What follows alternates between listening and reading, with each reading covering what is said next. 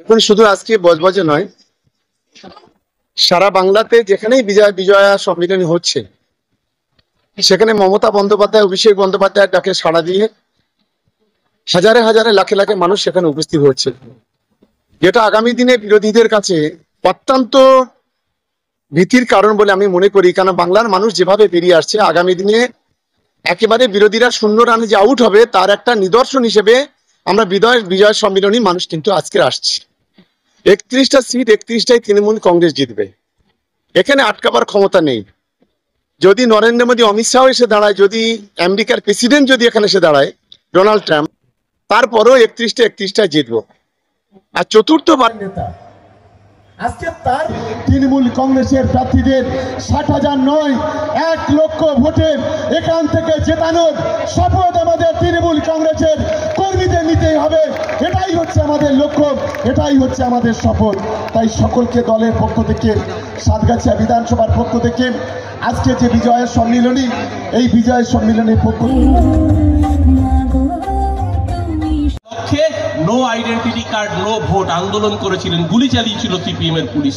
এই জ্যোতি বসের পুলিশ 13 জন শহীদ হয়েছিলেন ধর্মতলার বুকে। আপনারা প্রতি বছর 21শে জুলাই যান।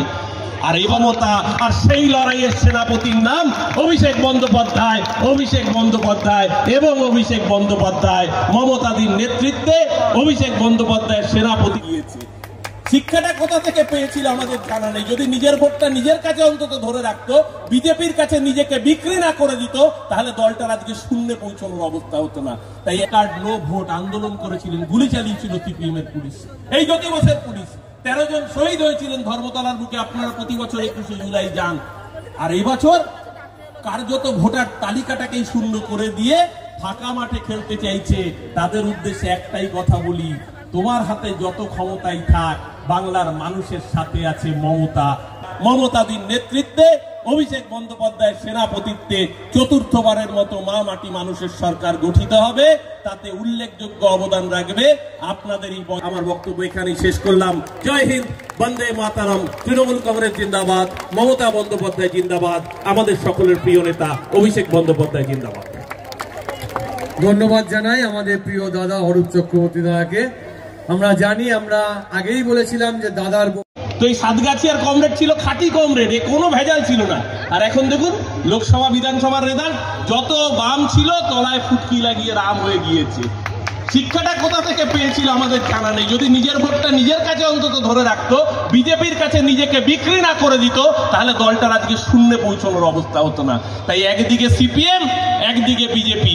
একটা স্কুলের প্রধান শিক্ষক মমতা বন্দ্যোপাধ্যায় বললেন, না, এখন থেকে ম্যানেজিং কমিটির ছেলেরা সদস্য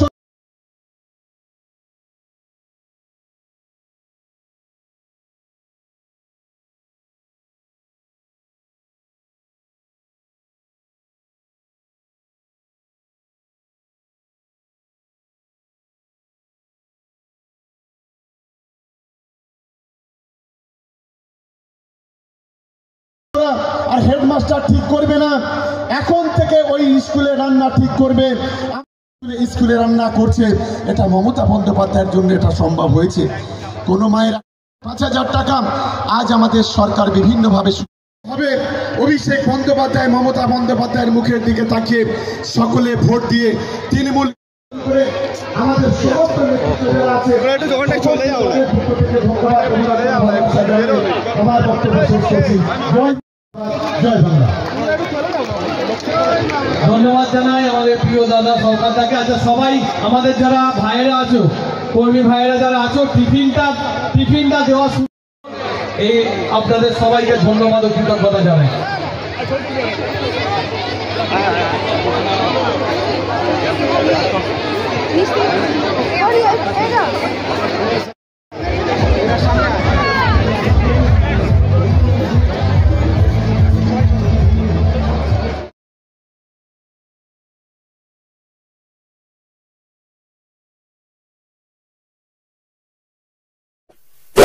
এমনই তাজা ও গুরুত্বপূর্ণ খবর পেতে খবর শোধন চ্যানেলটি সাবস্ক্রাইব করুন এবং নোটিফিকেশন পেতে বেল আইকনটি টিপুন।